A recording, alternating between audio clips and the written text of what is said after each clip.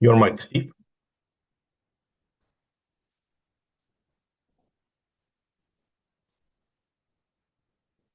Welcome everyone to today's webinar on how to reap massive literacy and numeracy gains in very low income settings, sponsored by the Khalifa Award and featuring the winner of the 2025 Khalifa International Award for Early Learning, Professor Alex Eble. So from Columbia University. And Alex is joining us today with a team that he will introduce shortly. I briefly wanted to tell you about the Khalifa International Award for Early Learning. It awards 4 prizes annually, 2 for best research, 2 for best practice or program. It's designed to recognize advances in early childhood research and practice that have implications at scale for policy, practice, and the goal is to help bring attention to the best in our field, to help enrich the experiences of children around the globe. The award was developed under the direction of His Highness Sheikh Mansour bin Zayed, the UAE Vice President, Deputy Prime Minister, Chairman of the Presidential Court, and Chairman of the Board of Trustees of the Khalifa Award for Education.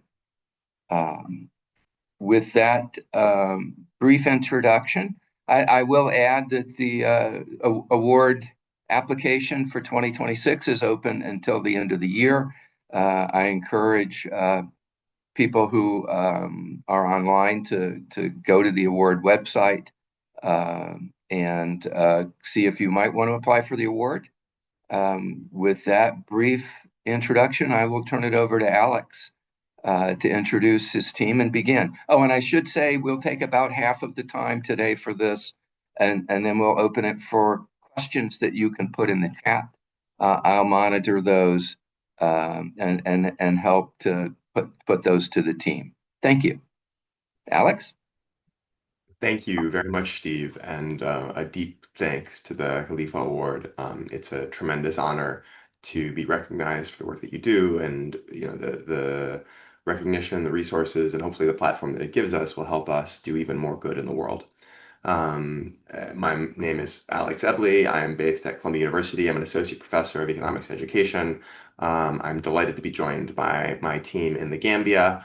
There's a larger number of people present in the room than you can see on the screen, but on the screen from left to right, you have Mr. Momadou Ba, Madam Fatou bin Job, Mr. Ali Ojiba, and Madam Awa Mendi. They're core members of our team there, and the work that we're going to tell you about today is possible in large part to their tireless efforts. How our presentation is going to work is I'm going to speak for about 10 minutes about the work that we've done at a large scale. We've got work in India, in Gambia, and Guinea-Bissau, and I'm going to hand off to the team, and Madam bin Job, who is the CEO of Effective Intervention, is going to tell us at a high level what the current strategy is in the Gambia. And then Mr. Momadou Ba is going to tell us a little bit more about the nitty-gritty of how we achieved the results that we did and what we're hoping to do going forward. So I am now going to share my screen, and I'm going to put this in full screen mode. Can I get a thumbs up from you, Steve, that you can see the slides? Excellent. All right, so let me start off with a problem statement. So the reason that we do the work we do is the following proposition. Here is a map of the world that shows wealth as well as education levels and a blended index, with the darkest colors, the blue that you see here, the green, representing the highest levels of this index of wealth and education, and the red colors and the orange, so looking here at North Africa, Sub-Saharan Africa, but also Southeast Asia, and particularly Central Asia, this represents the lowest levels of this index. In the past 50 years, there has been tremendous progress. Many parts of the world have gone from very low levels of income to much higher levels of income. This prosperity is multifaceted. It means better health, it means more wealth, it means more capability through the lens, seen through the lens of Amartya Sen, more ability to live the life that you want to live. The problem statement is that in these areas that are shaded darker red or even brown, there are millions of people who are left behind. Our proposition is that there are millions of children who today in 2025 will be born in these countries, and absent some external intervention, they will never master the ability to read a simple passage with comprehension or do basic arithmetic. The absence of these skills is going to prevent them from participating in many of the most nourishing parts of the world economy, from jobs to accessing healthcare, from social networks. Without these skills, there are many things that are simply beyond the reach of these people. There have been thousands of studies done over the past 50 years to try to address this, but most of them have led to rather disappointing results. Small incremental change that leaves the children in these areas very far from ever having mastered these skills. The good news is that there has been a body of work in the last 10 years to which our team has contributed that shows this does not have to be the case. So the solution that we have is that in these areas, you can deliver a bundled intervention targeting early grade learning, early grade literacy, and numeracy. And this intervention is ambitious. It combines multiple things known to work in isolation, and it aims for synergy, aims for an outcome that is greater than the sum of its parts. We're very happy to say that in many settings, in Kenya and Uganda, and in our work in the Gambia, Guinea-Bissau, and India, this intervention has been shown to raise learning levels, particularly early grade literacy and numeracy, far more than previously thought possible. So let me tell you at a high level about the three countries in which we've worked, and then I'm going to dive deep into the Gambia before handing it off to our team in the Gambia to tell you more about the work. So the work began in India about 20 years ago. We evaluated a local NGO's intervention, which at the time was doing something that was a little bit unconventional, something called structured pedagogy, in which teachers, often teachers who aren't formally trained prior to beginning the intervention, are taught to deliver an intervention at a very high level of structure. So every 10-minute increment, you know what you ought to be teaching. And this provides scaffolding for these teachers so that they can teach at a high level of effectiveness, particularly for these skills where it's easy to train, like literacy and numeracy, and hopefully achieve a learning gain greater than previously thought possible, right? The idea is that you make it easy to teach at a very high level of fidelity.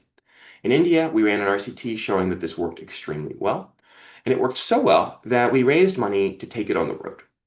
The second context in which we worked was Guinea-Bissau, and we used these lessons to run schools in lieu of the government. So Guinea-Bissau is a low-functioning state. There are lots of places where the state simply doesn't reach.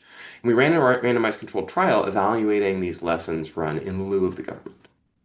In the Gambia, which is what we're going to talk about today, we took the lessons from India, ran a very similar intervention to a much more challenging setting, right? Things in India, when we were working there in 2006, 2007, 2008, 2009 weren't going so well. But today in 2025, the problem of fundamental literacy and numeracy achievement is still there, but it's less dire than it is in many other places in the world.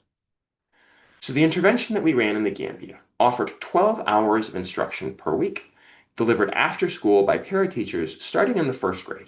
And one key feature of this is we're focusing on skills, literacy and numeracy, which are meant to be mastered by the end of the third grade, but also which can be standardized fairly easily, right? We're not thinking about reading Shakespeare or doing computer coding. We're thinking about the basic building blocks of skill acquisition going forward. The intervention had several prongs. Remember, we combined multiple things known to work in isolation.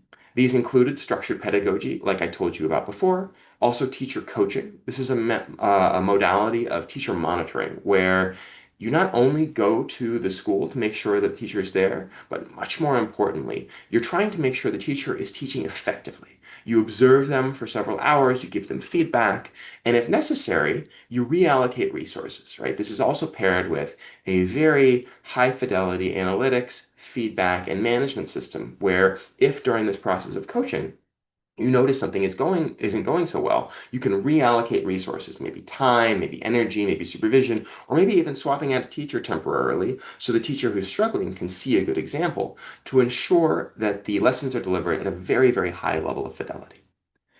That's enough words for now. Let me show you a picture of how this works. So here we have a classroom in the Gambia. We have several children. I believe this was in the 2nd grade. We have one of our para teachers up here. This is someone who wasn't previously trained as a teacher, but through our intervention was trained to deliver these lessons. And he is involving the students in practice of basic numeracy skills. So we ran this, but of course we want to know whether or not it worked. And so to do so, we ran a randomized controlled trial in which we took 169 villages and we used a random number sequence to allocate some of them to receive the intervention and others to wait. If we showed that the intervention worked, everyone was offered it, but we didn't know if it was going to work or not. And so ethically, we wanted to make sure that we knew it had efficacy before we rolled it out broadly.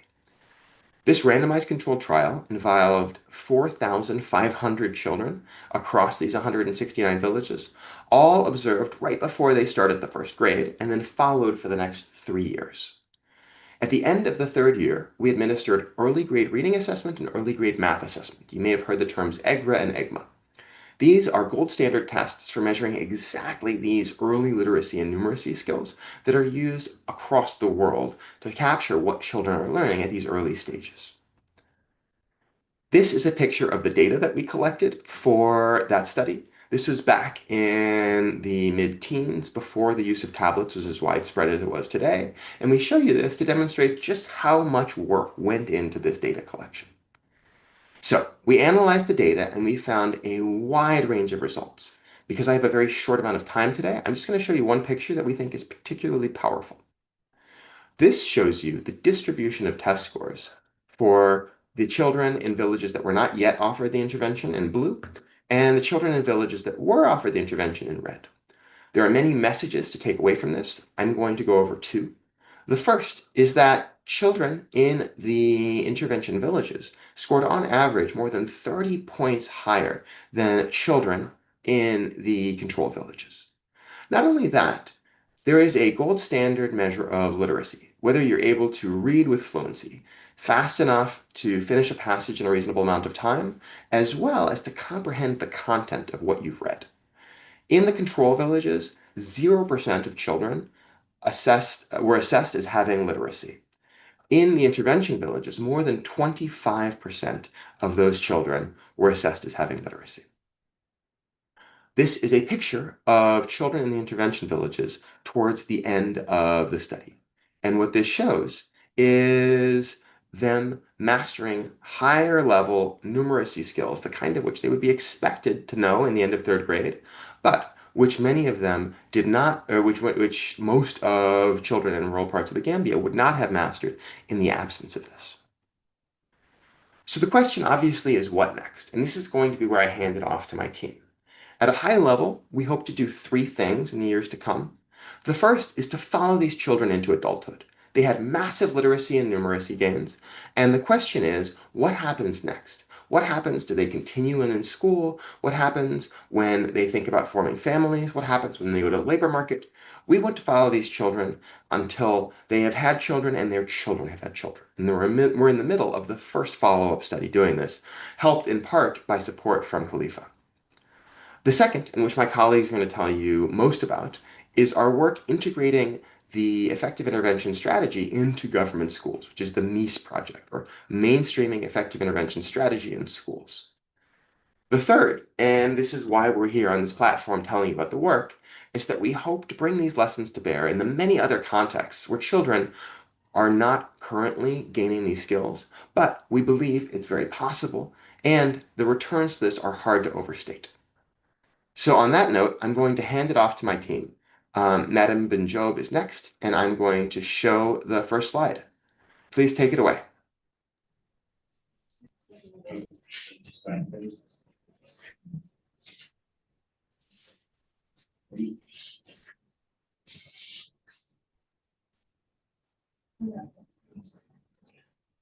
Um, Ladies and gentlemen,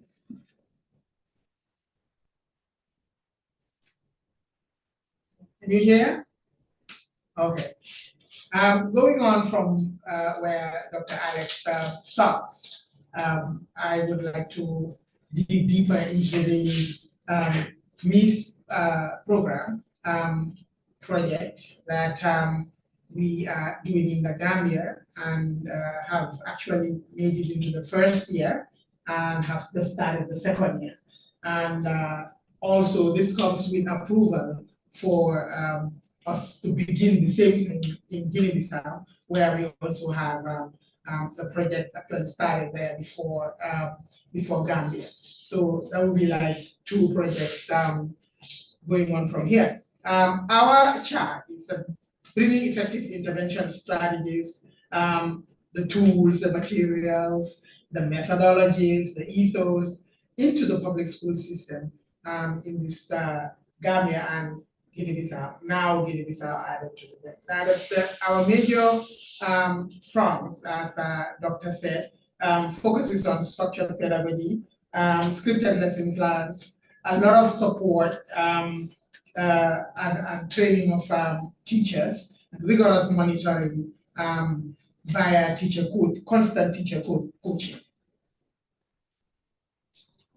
Next slide.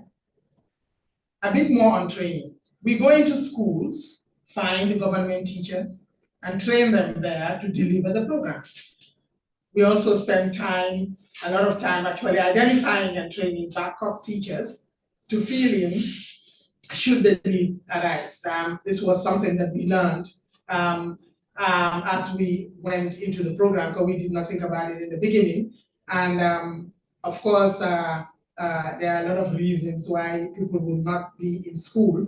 And when that happens, not just anybody can teach the teachers. The teachers to do, the children rather. So we do the backup teachers training to fill in should the need arise, and the contingencies. This contingency planning is a big part of our success. Our teachers monitoring, also known as teacher coaching, follows up with teachers regularly, making sure that they have mastered the material and can teach at a high level of fidelity. Next slide. Where we are now, timeline. First year of project is fully completed and has shown great success. And the second year has just begun. We're in the middle of the second year of term 1.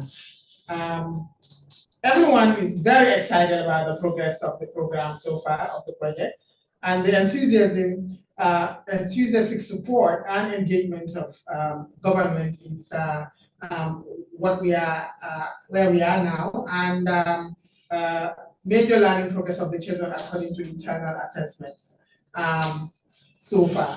We are heading for midline assessment next month, in December, and there too, the data will be shared so that we see the continuity of the progress of the children. Next slide. Without a solid educational foundation for the child, their lives will be full of challenges, gaps in understanding, and difficulty. These challenges will increase in size and gaps will widen as the child goes into adulthood. Once you have the gaps, they go on with you, unless something is done. Our intervention provides a solution, but you get what you pay for. Smaller, less expensive interventions have much smaller impacts on learning. The challenge is so important, it requires greater ambition and resources. Next slide. All right, so that is the end of the slides that we had prepared, that you had prepared, Madam. We shared a few pictures of children in the intervention to give a little bit more color. I'm going to flip through them, but if you have anything you want to add more before Mr. Ba begins, please feel free to add it now. Now let Mr. Ba go. He has more to share, so that I don't eat up the time. But like I said, what is important here is to be able to get the children to be able to go back to the foundation and do what they're supposed to do in order for the road to be open for them. And that's what I call the light at the end of the tunnel. And what we are doing with the children is actually pushing them to have the experience that they need, the practice that they need to get to that light. And because that is how they're going to be opened up, and that's where the battle will end, the battle of learning poverty. Thank you very much. Thank you very much, madam. All right, Mr. Ba, I will now go on to your slides. Thank you very much.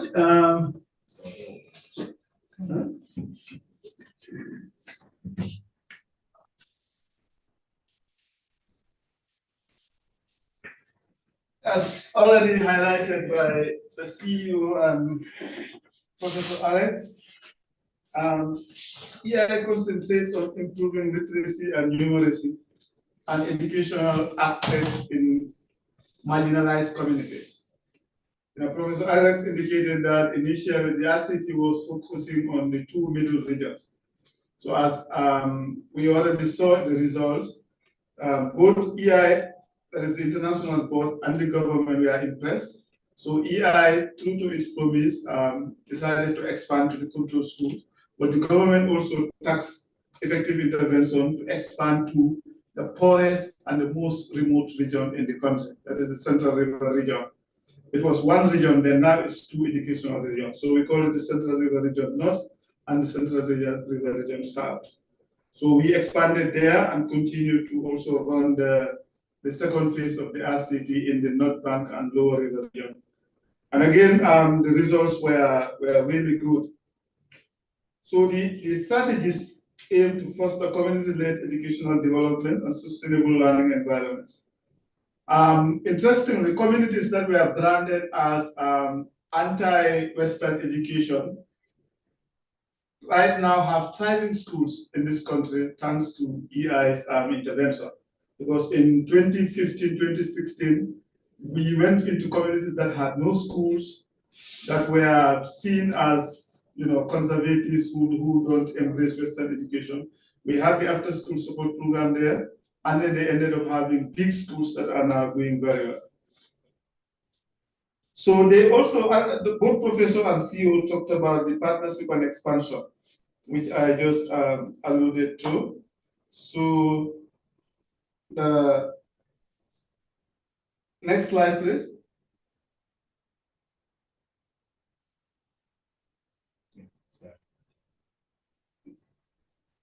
So, before this, I just want to talk about the pre-intervention and then the post-intervention of effective intervention.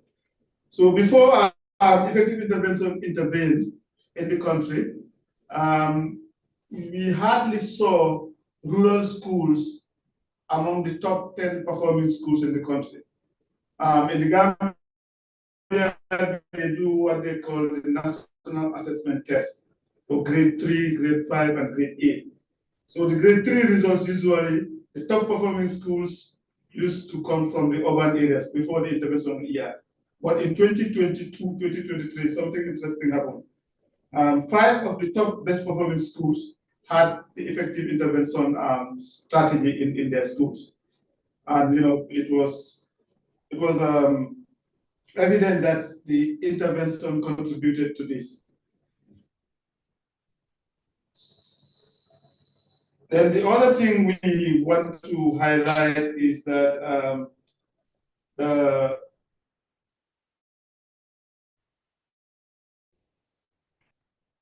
CEO has talked about, that is the mainstreaming of effective intervention strategies in schools. Before we started, or when we just started, there were a lot of resistance, which is understandable because it's a different strategy. So there was a lot of resistance, especially in terms of using the scripted pedagogy, a lot of resistance in terms of improving the internal monitoring systems of schools, and also a lot of resistance in terms of the regional education authorities monitoring the schools. Because like the CEO said, one of our strengths is the rigorous monitoring. But when we started discussing with them and conducting trainings, we are now realizing a lot of buy-ins, and that now we see teachers happily using the scripted pedagogy, and the regional education authorities are also, visiting the schools more compared to when we started early. Yes. So basically, the call to action here would be strengthening partnerships and resources, because this is very essential in sustaining the scaling of the community-based intervention. So ensuring lasting educational improvements across the Gambia, like the CEO said, depends on continued support and expansion of these strategies. And then I just want to briefly talk about the approach that we use in terms of teacher empowerment and classroom improvement. Before the MIS, we identified these para teachers in the intervention villages. But like the CEO said, in the schools, with the MIS, the teachers are already in the schools, so they are already identified by government. So all we do is to, conduct training. Before the MIS, it used to be test and interview and shortlistings, but with the MIS, the teachers are already qualified teachers, so they're already posted in the schools. So what we do is to train them. It's usually intensive training, which we centralize. And then after the training, as highlighted, there's a lot of support and guidance. So we have the weekly support visits that the field officers conduct to the schools to coach and also support the teachers. They also conduct what we call input session, that is sitting with the teachers and reviewing the scripted lessons, also addressing content knowledge challenges, because some of the teachers, require support on content. And then they also share best practices, because the field officers visit 4 to 5 schools. So they pick best practices from one school and share it with the other schools. So we also conduct bi-monthly review meetings, where we monitor progress and then also plan ahead. Then we also have the in-cluster trainings, which focus on peer learning within school clusters. Both the review meeting and the in-cluster trainings are conducted during weekends, because we don't want to eat into the limited instructional time, because the academic calendar is a bit thin. And if you want to cover all the scripted lessons, then we need to make use of each school day. So that's why we try to do, all the trainings during the weekend. And then the outcomes have been teachers are better empowered, and they ensure that children go home with knowledge every day. Thank you so much. Thank you, Mr. Ba and Madam CEO. I will now pass it back to Steve.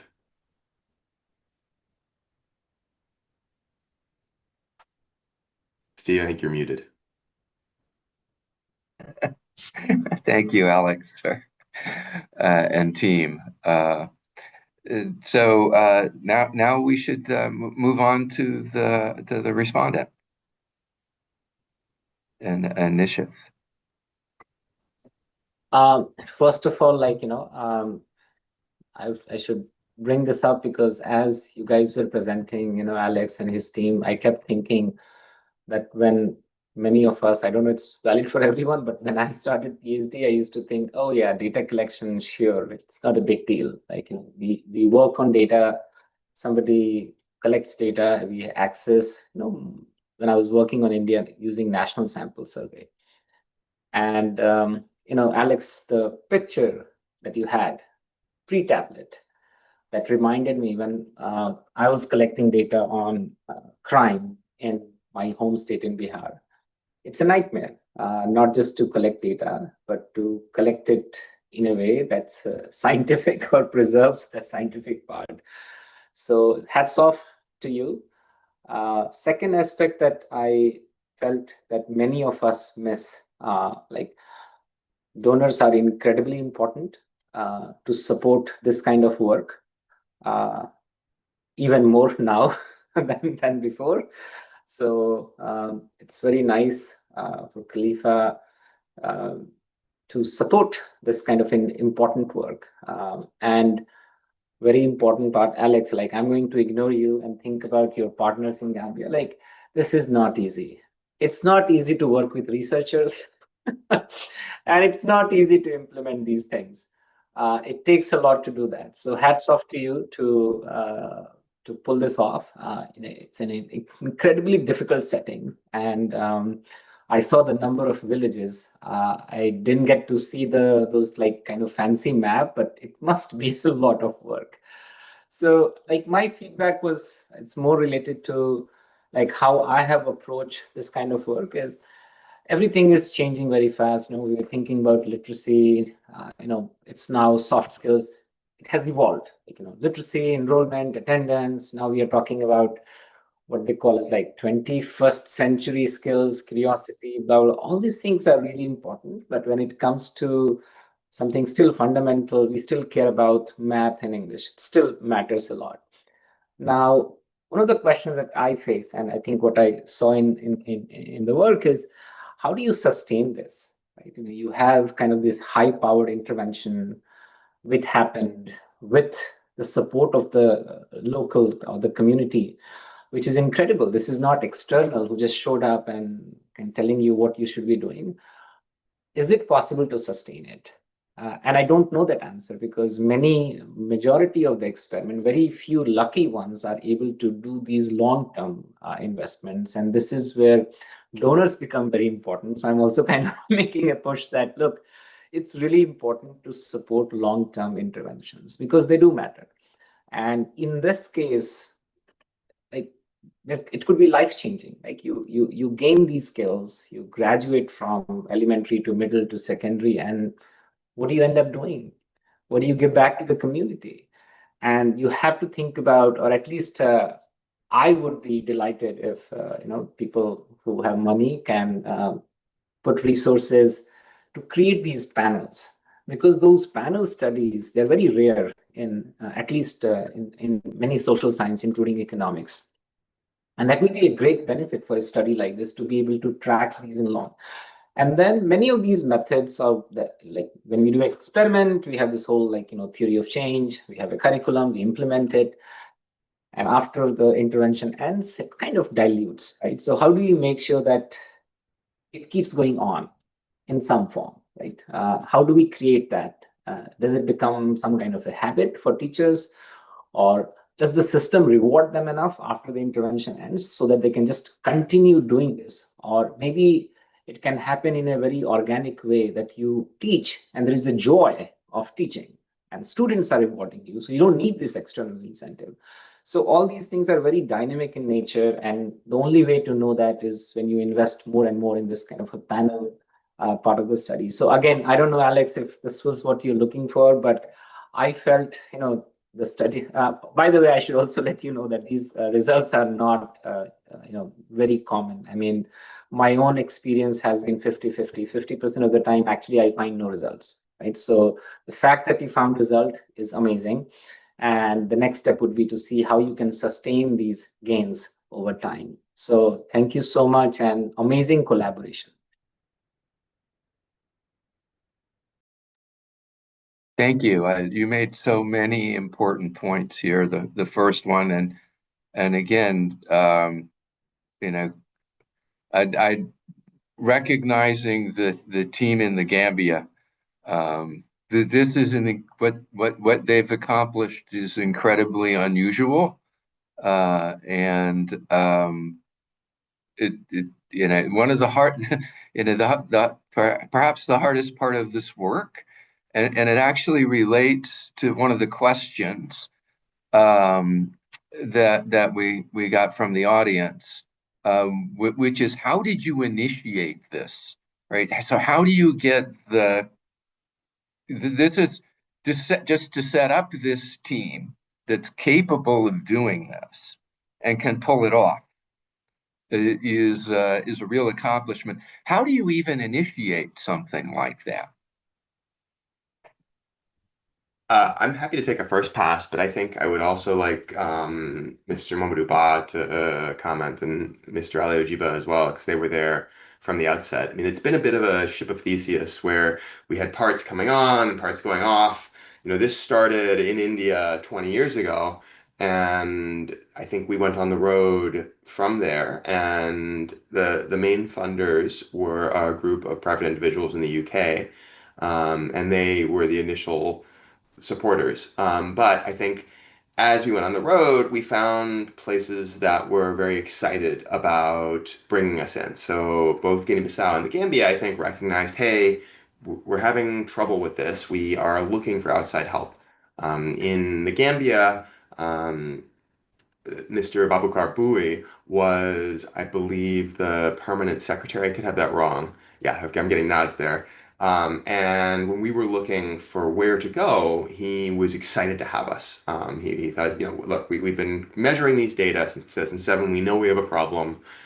Let's, you did this thing in India, it seems to have worked.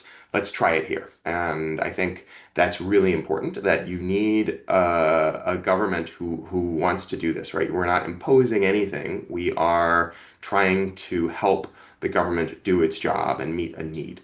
That being said, let me hand off to Mr. Ba and Alio and Madam Bin Job as well. She's been around for a while. She came to EI a little bit later than those two, but I think hearing your perspective about how this got initiated would be great.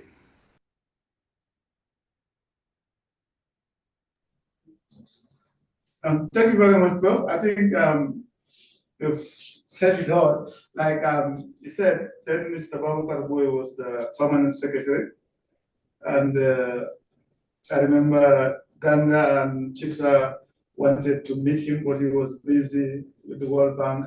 And then he directed them to SCAT, where I worked at the time. That is the Standard and Quality Assurance Directorate.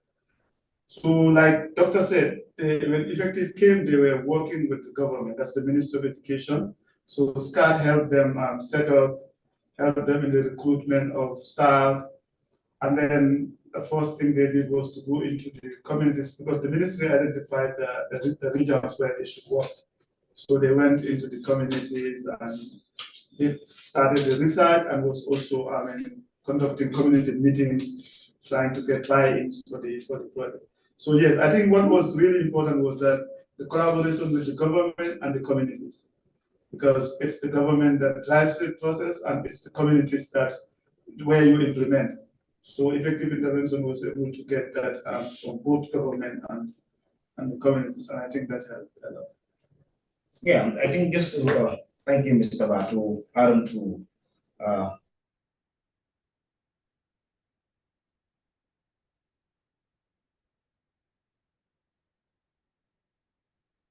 Yeah, I think we're frozen there. Yeah, we lost connectivity. I can attest that that is also a challenge in this work. This is IT connectivity sometimes has interruptions like this. But Alex, unsolicited comment. This is a really good question. And I think there should be people like you, we can get more people to actually have a webinar about how do you start these collaborations, because I can tell you nobody wants to share this. So it's actually very useful. I think that's, one of the things that happens after you get tenure, and Steve and Nishit can attest to this, is you start to think about a book.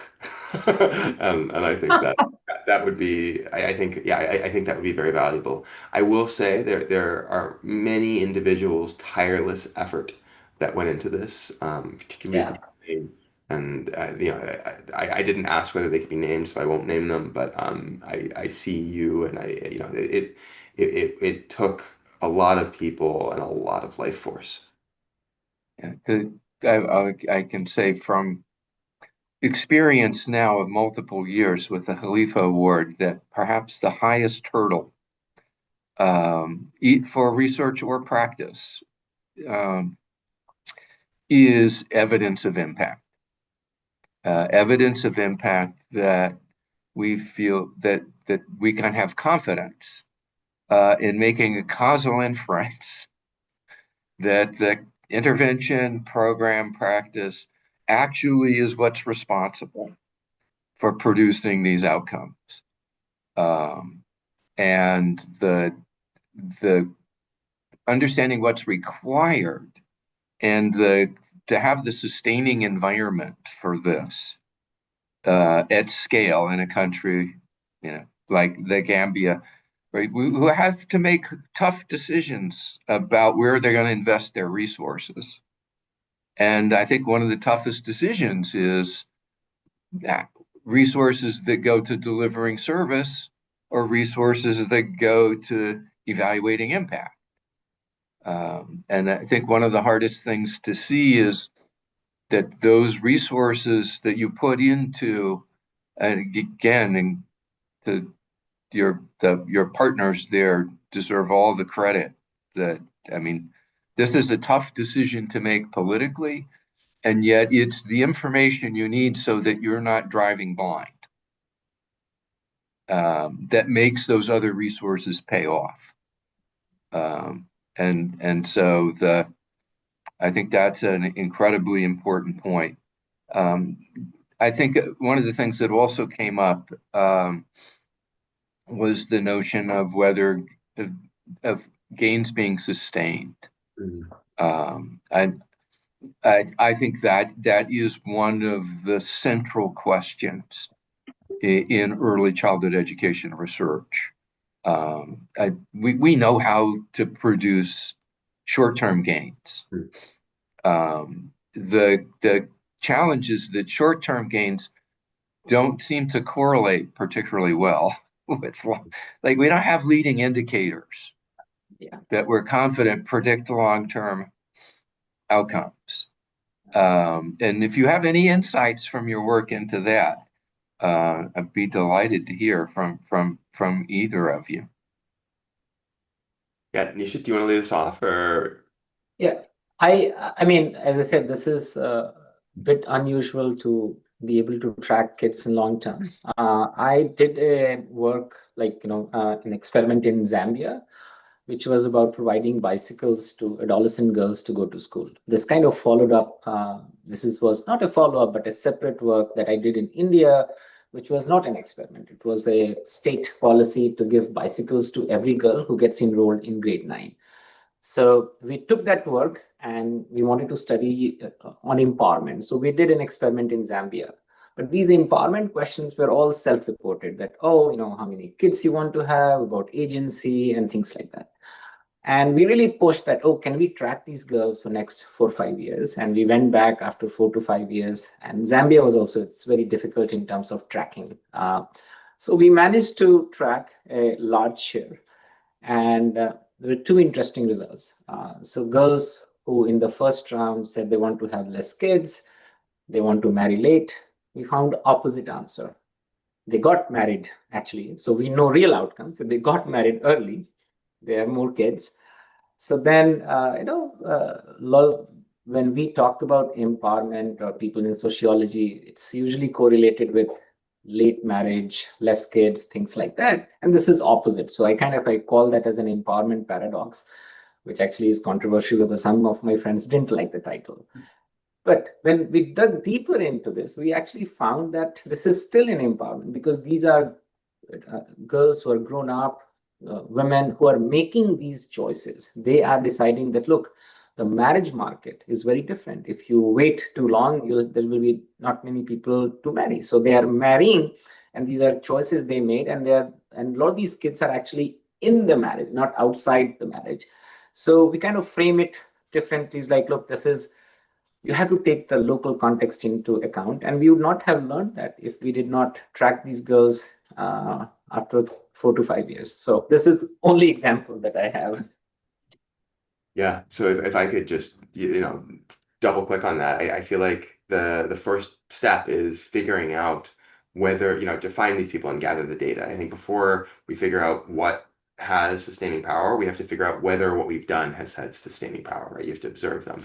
And so we're in the middle of that. Again, many thanks to Khalifa, who has helped support this work. It's really hard and it's very expensive. You have to go and track people down. Some of the people you might consider this a success. Some of the people from our study are now living in the UK or Sweden, right? They've been able to leave. And, we're trying to administer tests to these people, and it's very challenging. And so I think that's the first step. I will also say that I think one important piece of achieving that those sustained gains is government buy-in. That the government has to believe, okay, this is worth doing. This is worth, they have to kind of own it. And I think we're very happy to see that that's happening in the Gambia, and we're working towards that in Guinea-Bissau, and hopefully, taking it further on the road. And I'm going to encourage the audience to use the Q&A to provide more questions. I think two key points that came up in the discussion here are both the recognizing that the participants are active agents in their own lives. They're not just passive recipients of education, and the extent to which we can increase their effective agency, I think, is related to sustaining outcomes. But we also have this, have to take into account what are the opportunities that are being provided in the later environment, and those constrain or expand how people are able to use the advantages that an intervention provides. And I see we're back online with the group in the Gambia, and perhaps now you could respond to go back to where you were responding to the question about initiating the work, and I'd be particularly interested in in any of your perspectives on navigating these difficult choices and persuading people to invest resources in establishing the impact of intervention.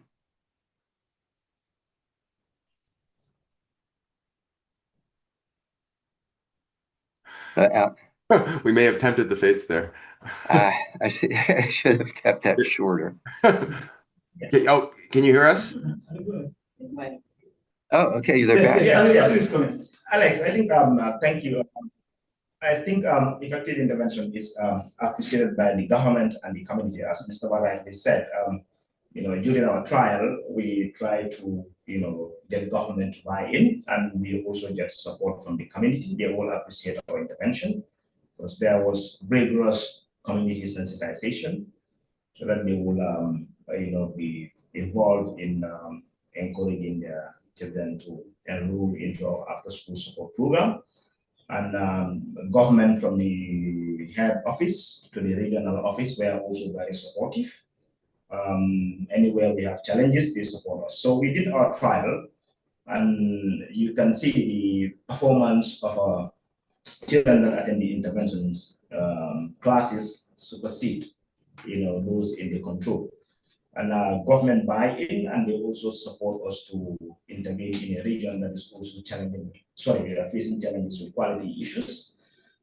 We did it for 3 years, and it also proved to be successful.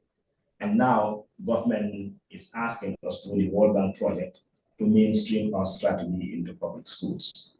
And currently we're done year 1, and we all keep asking ourselves, how sustainable are we going to use this strategy? But what we are doing currently is we're using government structures.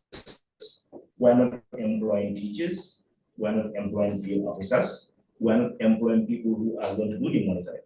And the focus is going to be school-based monitoring. And I think this is helping us, and this is where government will also pick up, and they'll be able to sustain it.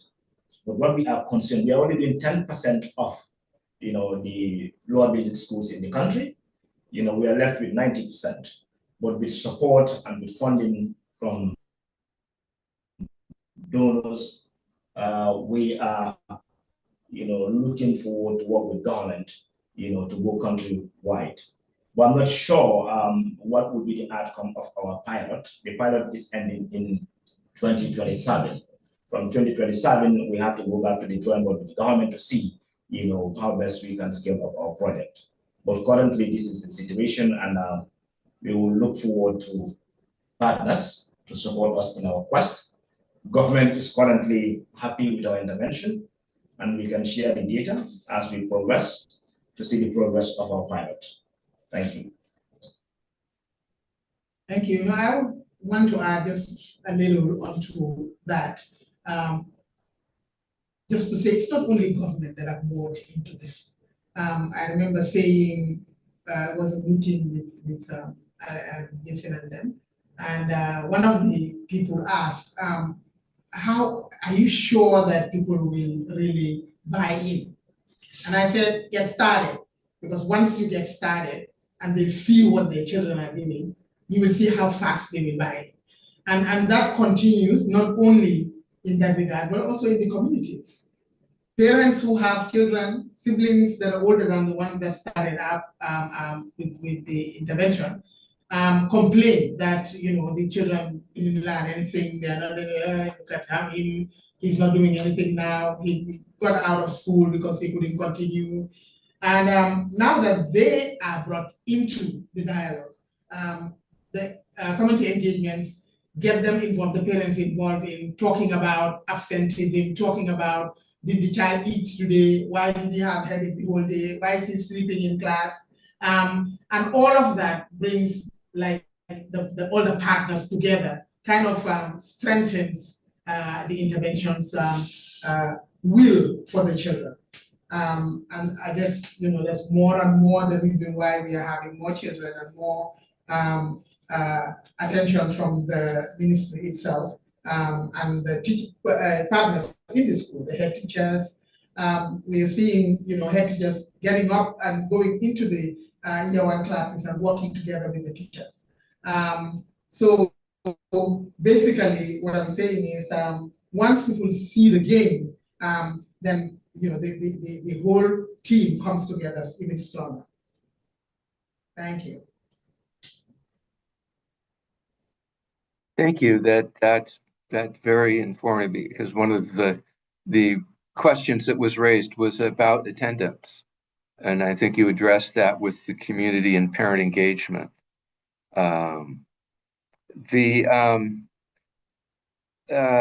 Another two fairly specific questions. Oh, you have a hand raised. Yes, about the attendance. I think one thing that also helped was that during the RCT, we recruited teachers from the intervention village.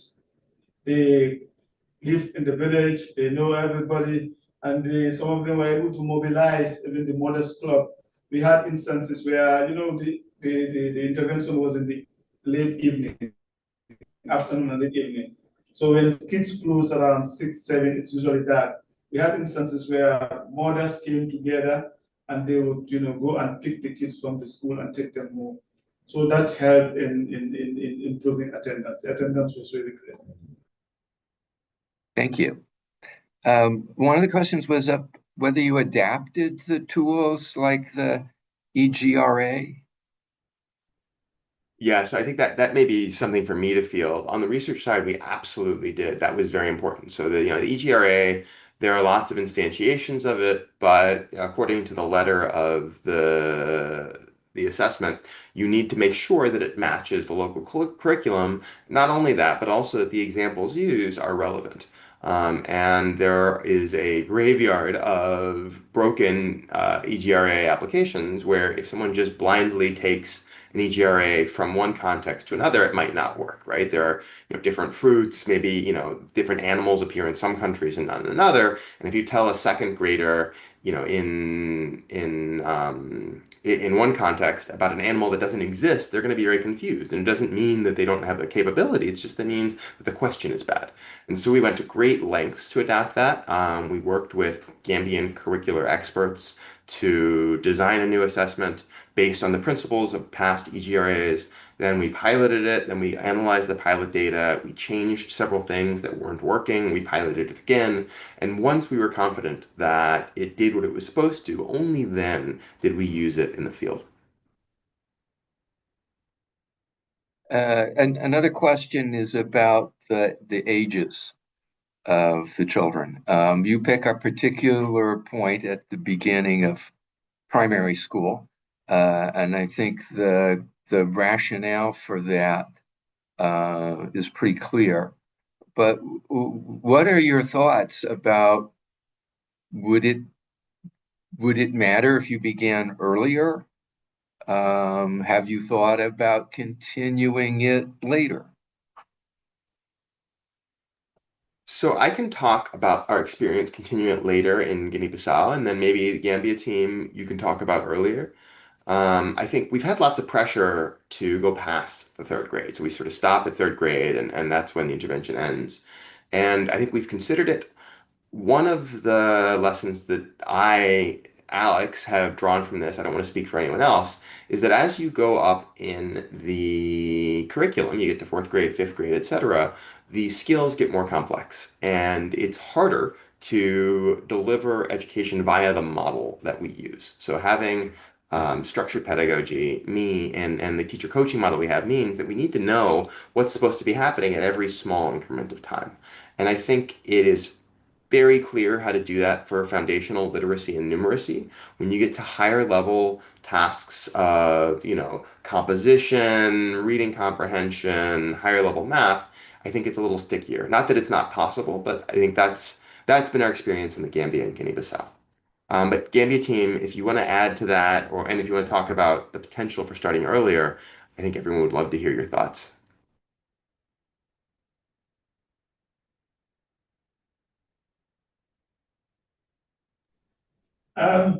Yeah, I think it would be great if it can start at the ECD level, but effective intervention focus on grade 1. So, but the ministry have an ECD directorate that is responsible for early grade learning, and they always emphasize the need to start at the ECD instead of starting at grade 1. In fact, right now the program they have with Learning Mastermind from Ghana, they're starting with year 2 of ECD.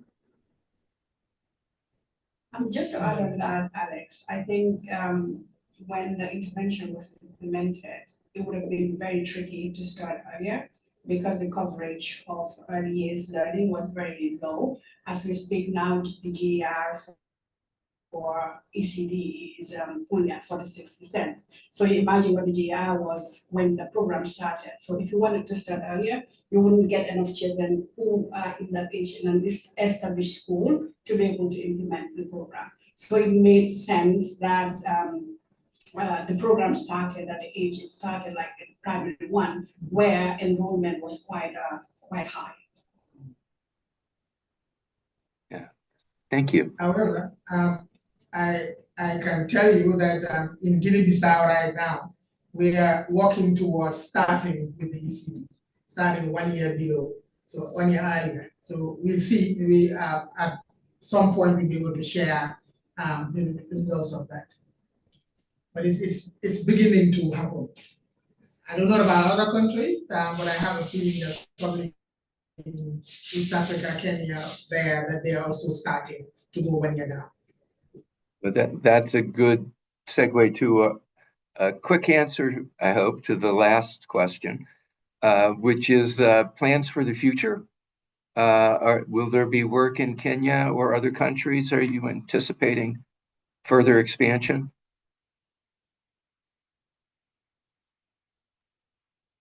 I'll let the Gambia team opine on that one.